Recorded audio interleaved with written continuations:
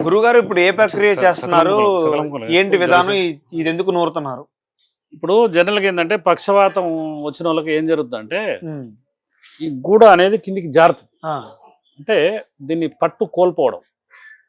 ఇక్కడ ఒక పేషెంట్ ఉంది, మీకు చూపెడతా. జనరల్గా పైనంగా ఈ చేయి చూడండి, ఇది ఈ పట్టు కిందికి వచ్చేసింది, ఇది జారింది అనమాట.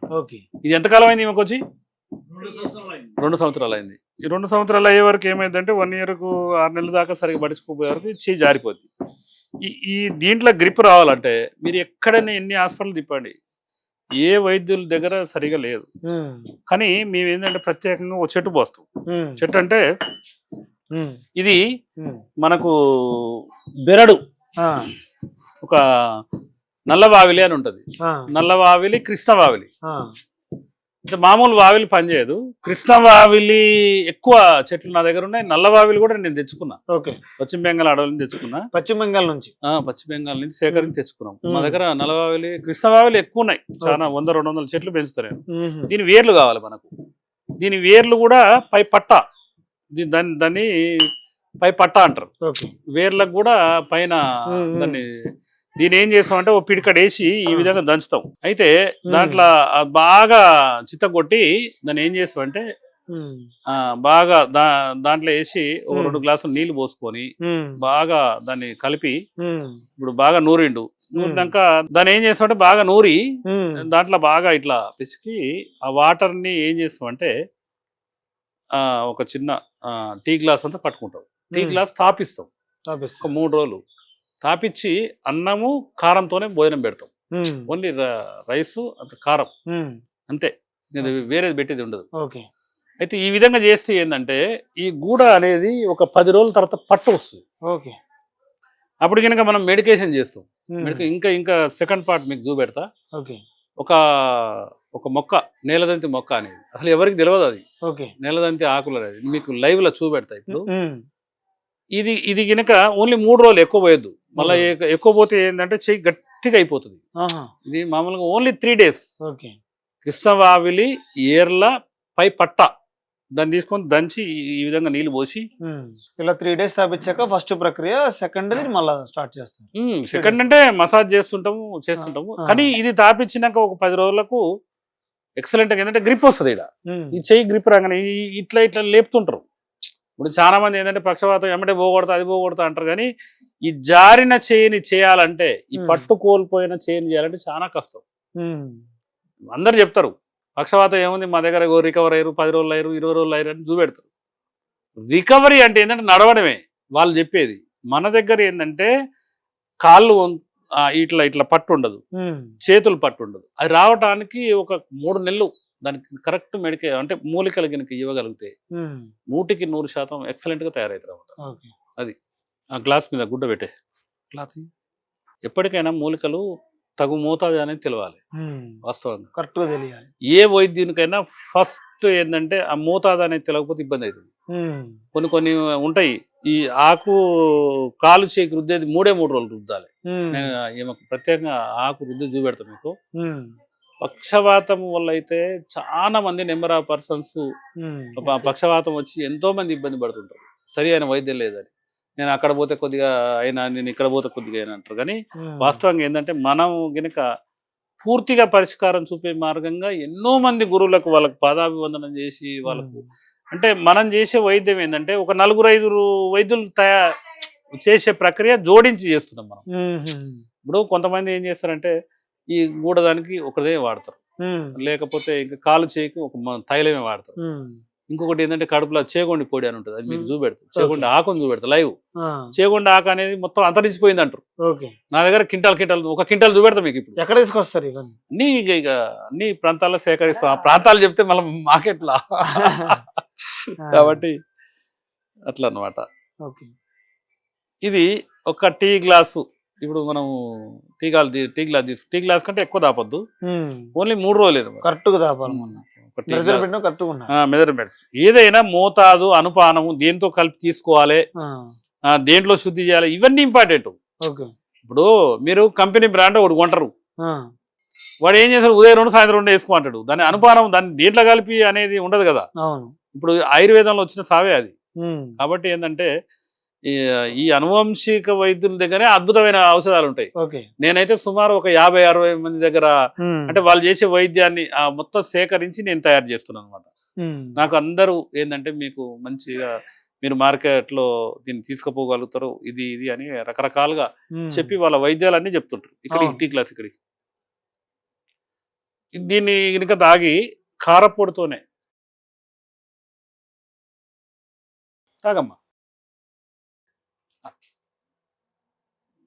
మెల్లగా మెల్లగా మెల్లగా మెల్లగా మెల్లగా. ఇలా చేదుగా ఈ రకంగా ఉంటదండి ఏమన్నా? ఏముండదు కొద్దిగా ఉమ్. అట్లా. అది ఒకటి ఎంటీ తాపించి మళ్ళీ జీలకర్రతో ఒకటి తాపిద్దామని 1.5 స్పూన్ జీలకర్ర ఇండ్లీ. ఫస్ట్ ఒక గ్లాసు టీ గ్లాస్ దాపి ఉమ్. ఒక అర గ్లాస్ అంతా ఆ. జీలకర్ర నీళ్ళు అంటే జీలకర్ర అల్లేసి మళ్ళీ మర్దన చేసి ఆ. కొద్దిగా దాపుతాం. జీలకర్ర వేయడం వల్ల ఉపయోగాలు ఏమొస్తాయి దీంట్లో? జీలకర్ర వేడే ఏంటంటే దాని అనుపానం అంటారు దాన్ని. అంటే జీలకర్రతో పాటు తీసుకోవాలి దాన్ని. ఓకే. అట్లా అన్నమాట. ఉమ్. అయితే ఒక్కోసారి ఏం చేస్తామంటే ఒక గ్లాసులనే జీలకర్ర వేసి చేస్తాము. ఉమ్. కానీ ఈమెకి ఏంటంటే కొద్దిగా ఎనర్జీ లెవెల్స్ పెరుగుతానికి ఒక గ్లాసున్నర దాపుతుంది. ఓకే. అట్లా అన్నమాట. నిన్న ఒక గ్లాస్ దాపాము, ఈరోజు రేపు మార్నింగ్ 3 రోజులు దాపిచ్చేస్తే ఇక వాళ్ళు పోయి ఇంటికి పోయి మసాజ్ చేసుకుంటే మంచి గుణం ఉంటుంది. ఓకే. 3 రోజులు అయితే ఇక్కడ ఉండాలి. 3 రోజులు ఎట్టి పరిస్థితుల్లో ఈ పట్ట రసం దాపుతాం. కాకపోతే ఒకటే సార్ మా గురువులు చెప్పేది ఏంటంటే పక్షవాతం వచ్చినోడు మనకు కొద్దిగా సమయాన్ని ఇచ్చి మన మందులు వాడితే పక్షవాతం లేని వ్యక్తిలాగా మారాలి. ఇది టార్గెట్. అట్లా అన్నమాట. కానీ కొంతమంది ఏం చేస్తారంటే 1 నెల వాడతారు, ఏ మందులు బంద్ చేస్తలేవు అంటారు రకరకాలుగా. లేకపోతే 2 నెలలు వాడతారు, అయిపోయింది అంటారు. ఒక 3 నెలలు 6 నెలలు. ఆయుర్వేద వైద్యం అనేది మా గురువులు చెప్పేది ఏంటంటే 30 రోజులు ఇవ్వాలి, లేదా 60 రోజులు ఇవ్వాలి, లేదా ఒక 90 రోజులు ఇవ్వాలి, లేదా 180 రోజులు ఇవ్వాలి, కథం. లేదంటే ఇంకా ఎక్కువ శాతం ఉంటే 9 నెలలు. ఇంకా తర్వాత వాడొద్దు. బీపీ గోళీ లెక్క, షుగర్ గోళీ లెక్క ఉదయం ఒకటి వేసుకో సాయంత్రం ఒకటి వేసుకో అంటే అది వైద్యం కాదు. అట్లా అన్నమాట. కాబట్టి ఇది ఏంటంటే ఎంతో మంది గురువులు వాళ్ళ జీవితాన్ని సాక్రిఫికేషన్ చేసి అది చూపించిన ప్రక్రియ. కాబట్టి ఏంటంటే ఇక్కడ ఏం జరుగుతుందంటే మనకు ఆయుర్వేదం అనేది చిన్న చూపు. మన పెరట్లో మొక్కలు పెంచుకోవచ్చు, మనమే వైద్యం చేసుకోవచ్చు అన్ని రకాలుగా. దీన్ని గినక ఆయుర్వేదాన్ని గినక చాలా మంది ఇప్పుడు కొంత పబ్లిక్ లో అవేర్నెస్ వచ్చింది ఆయుర్వేదం మీద.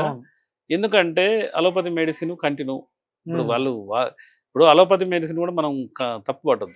ఎందుకంటే వైద్య విధానాన్ని ఇప్పుడు డాక్టర్ అంటే వైద్య విధానాన్ని చెప్పే వ్యక్తి, ఆయన నేర్చుకునే విద్యను ఆయన చెప్తుండు. ఇప్పుడు మా గురువులు చెప్పిన విద్య మేము చెప్తున్నాం.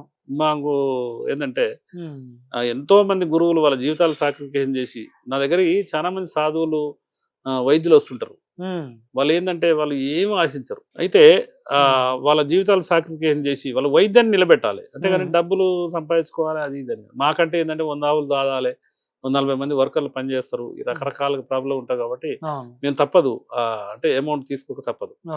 కాబట్టి ఏంటంటే వాళ్ళకి ఏముంది, వాళ్ళ అడవులలో పెరిగి అడవులలో తిరిగి చేసేటోళ్ళు వాళ్ళే మాలాంటి వాళ్ళని ఎంచుకొని ఆ సూర్య భగవాన్ దయ వల్ల, గోమాత దయ వల్ల ఏ ఒక్క సాధువు ఫోన్ చేసినా నాకే ఫోన్ చేస్తాను. నేను హిందీ పర్ఫెక్ట్ మాట్లాడతాను, హైదరాబాద్లో ఉన్న వ్యక్తిని. కాబట్టి ఏంటంటే మేము చేసే బోధిధర్మ ఆయుర్వేద వైద్యపీఠం యొక్క వైద్యం అంటే ఒక 100 మంది వైద్యులు కలిసి చేసే ప్రక్రియ. ఇది పరిస్థితి. నేను ఎప్పటికైనా కూడా సోమవారం మంగళవారం ఖాళీగా ఉంటా. సోమవారం నాడు 4 గంటలకు 5 గంటలకు హైదరాబాద్లో పేషెంట్ వచ్చిపోయారు అనుకోండి, 4 గంటలకు బయలుదేరి మంగళవారం మొత్తం ఎక్కడన్నా ఒకటి యాదగిరి పోతా, లేకపోతే ఇక్కడ రాయవరము అని ఉంటది. ఇట్లా అన్ని చోట్ల మేము దాన్ని ఏంటంటే ప్రతి ఒక్క మొక్కని ఇప్పుడు మాది వెంకటారిపాలెం మిర్యాలగూడ మండలం తాగమ్మ.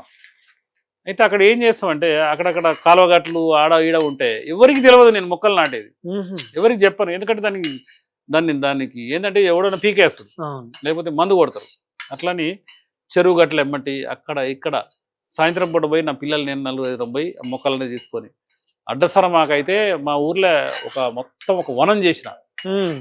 అట్లా ఎవరికి తెలియదు. వాళ్ళకి ఏంటంటే రాబోయే కాలంలో కొన్ని మనం చూపెడుతున్నాము, ఈ దీన్ని పెంచుకో అని చెప్తున్నాం. కొంతమంది ఇళ్లలో కూడా మొక్కలు ఇస్తున్నాం. చాలా అవేర్నెస్ పెరిగింది. నాకు చాలా మంది మిత్రులు ఉన్నారు. 20 సంవత్సరాల నుంచి ఆ మొక్కల్ని సేకరించి ఆ మొక్కలతో సహజీవనం చేసేటోళ్ళు ఉన్నారు. వాటి సీడును సంపాదించి ఏదో 500,000 రూపాయలు ఇస్తే పొట్టబోసుకోవడం తప్ప కమర్షియల్గా కాకుండా అంత మంచిగా. ఓకే. కాబట్టి నేను చెప్పేది ఏంటంటే పక్షవాతాన్ని కూకటి వేళ్ళతో కూడా ఆయుర్వేదంలో పీకేయచ్చు పక్క. ఓకే. కొంత సమయం కేటాయించాలి. ఇప్పుడు ఇంట్రెస్ట్ ఉండాలి.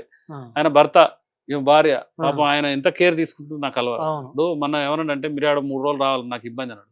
మళ్ళీ ఆలోచించుకొని వచ్చిండు. అట్లా ఇట్లాంటి పెద్ద మనుషులని కొద్ది కేర్ తీసుకొని గనుక మనం గనుక ట్రీట్మెంట్ చేయగలిగితే 100% వాళ్ళకు శేష జీవితం మంచిగా బతకాలి, ప్రశాంతంగా వాళ్ళ పని వాళ్ళు చేసుకుంటారు. ఓకే. ఇప్పుడు మనం ఒకళ్ళ ముడ్డి ఒకళ్ళు గడగాలంటే ఎంత కష్టం మీరు ఆలోచించండి. మనం అనుకుంటానికి ఇప్పుడు ఏంటంటే శేష జీవితం అనేది ఆ భగవంతుడు ఇచ్చిండు మళ్ళీ మంచిగా ఉన్నా అని అనుకోవచ్చు. ఒకరితో ఒకరు చేయించుకోవాలంటే కొద్దిగా కష్టపోయింది. 90 రోజులు కాబట్టి చేస్తే ఈ ట్రీట్మెంట్ అనేది క్లియర్ అయిపోతుంది. 90 రోజులు 90 రోజులు 180 రోజులు అట్లా. ఓకే. అది వాళ్ళ ఏంటంటే బట్టి వచ్చే స్థాయిని బట్టి. స్థాయిని బట్టి.